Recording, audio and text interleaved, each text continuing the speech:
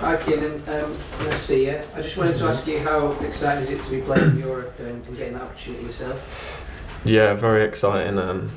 Got good memories of the last time playing in Europe at my old club. So yeah, it's lovely to be back in it. It's a competition that you want to play in as a player. So no matter what it is, so the fact that we'll be travelling again over Europe's going to be exciting. And could I just ask you, there's been a lot of noise about the squad being oversized, but Enzo Maresca said that there's only 21, 22 players in the group. How does it feel as a player? Do you feel like it's a bit of a bubble and all that noise doesn't affect you, or do you sort of feel that there may be too many players here? No, we're in a bubble. You can't let that sort of thing affect you. The only thing we're doing is just going out every day and training as well as we can, getting ready for the matches. Everything that happens outside is not up to us. We've only got one job, and that's to play as well as we can for the club. Thank you. Sorry, just if I may just follow on from that. On a human level, I mean, I know it's a fiercely competitive industry. We all appreciate that. They're also, colleagues. Maybe some of them might be friends. How you feel on a human level, knowing that there are players and such a large group being kept away from the first team and clearly not wanted anymore. How does that feel? It can be at any club. How that feels on a human level. You've got friends and colleagues like that. Yeah, I mean, of course, if you've got friends in the team, you want to see them every day and you want to train. But these are decisions that we don't make as players. That's the club. So, as I said, it's stuff that's not in our hands. It's all we can do is just go and play and train. And I'm new to the club, so all I want to do is make a good impression. I'm not thinking too much about players this, players that, so I'm just focusing on getting on the pitch every day and playing well. May I ask how it felt getting on Sunday and playing and actually starting to get some football under your boots, if you like, some time under your belt, and how that feels now to finally up and running? Amazing feeling. It was a dream to make my Premier League debut for Chelsea. Obviously would have liked to win the game, but it's a tough first game. But the fact that I've made my first appearance now, I'm looking to kick on and play as many minutes as possible. I wouldn't be here otherwise. So exciting times, and hopefully we can keep improving. Please. Hi, how are you? Good, you? Yeah, good, thank you. I suppose in a way all this noise around Chelsea right now is a symptom of the transfer windows. You just got to get through it till the 1st of September, and then in a sense it will become a normal club.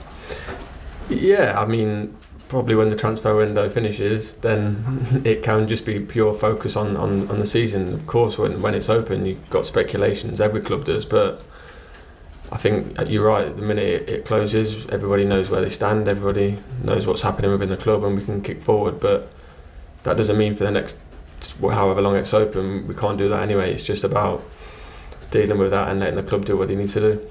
And you may have seen, or you did see, a couple of years ago when West Ham won this competition. It's silverware, it's a European trophy. It may not be the European trophy, but it's still a European trophy. Is that something that the players are focusing on, that although this might not be one of the big trophies you can win this season, it's still worth winning? 100%. I mean, any competition you're in is worth winning, whether it be the Premier League or the Carabao Cup. They're all silverware in my opinion, and they're all worth winning and having on your resume. So I think especially in Europe, any competition is big because it shows that you've done well in the Premier League to get into Europe, and as you said, teams like West Ham, it's a massive achievement. The fact that they won it a couple of years ago, and I don't think anyone would be saying it wasn't a massive achievement. They've come the end of the season, Chelsea won it, and I know they've won the Champions League in recent years, but I mean, to add another European trophy to the resume, I don't think anyone would turn their nose up at that. So that's definitely something that we want to do. Good luck. Thank you. Hey, obviously Chelsea will be under pressure, right, for this tie. Like, all the pressure's on your shoulders because everyone expects you to beat Servette. Yeah, probably. I feel like that's most games that Chelsea play. It's a massive club. I don't think there's going to be many games we go in that we're not probably favourites to win. So this is just normal, but that's the pressures you have as a Chelsea player. It's just something that you have to deal with, and I know that myself and all of the players relish that. I mean, it's a good opportunity for us to go and put on a really good performance and hopefully show the fans that we're improving game by game and have a good start to this European journey. And speaking of pressure, like Raheem Sterling, Ben Chilwell, there's some big names that have been left out. Is this sort of a reality check at Chelsea that it doesn't matter who you are, what you've done in your career, if you're not performing, if your face doesn't fit, you're out, that you've got to maintain your standards all the time? I know that probably goes to every club, but it's quite a message that Chelsea is sending by leaving these guys out. I just think as a player, you have standards that you set all the time, no matter where you're at. But of course, that's decisions that the club and the manager make, so they're probably better questions for them. But yeah, I mean, as a player, you want the highest standards at all times. So that's what I've always done. That's what all the players do. Yeah, hiya. Enzo's just been in here and he said he's been very honest to the players at training separately. There aren't any plans at the moment. From your experience, is that what you've experienced of? He's a straight up kind of guy who tells you how it is, pretty bluntly if need be. Yeah, and I think people respect him for that. As a player, you just want to have clarity in terms of what's happening, and he's definitely a person that gives you that. So I don't think you can have any complaints that side. But yeah, I mean, I think it would cause more upsets in any aspect of life if he wasn't honest with people. So the fact that he is a good thing. Okay, we've got time for two more, Ben, and then finish with Gary, please. Can you just explain a bit what you think Maresca's looking for in that position? Because there's a lot of players that can play, say, in that 8, advanced 8 or 10 role, ranging from you to a forward, a false 9, the likes of Cole, Nkunku, João Felix. What do you think he's looking for in that position, and why do you believe you're the best candidate to start those games there?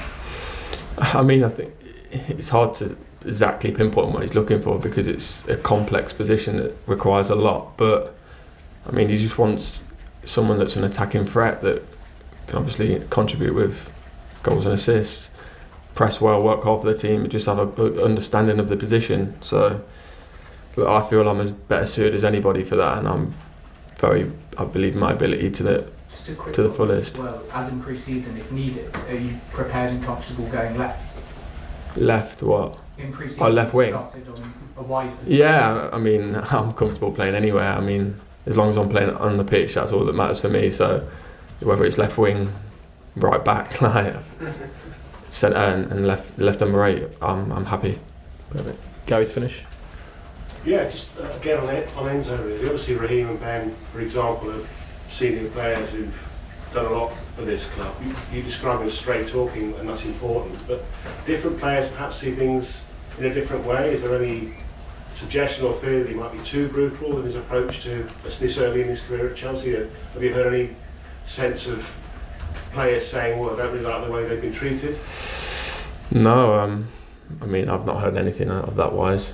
Probably better to ask him and see if anyone's come to him and say he's a bit too straight. But in terms of, for me, no, like he's just been straight and everyone's respected that in my eyes.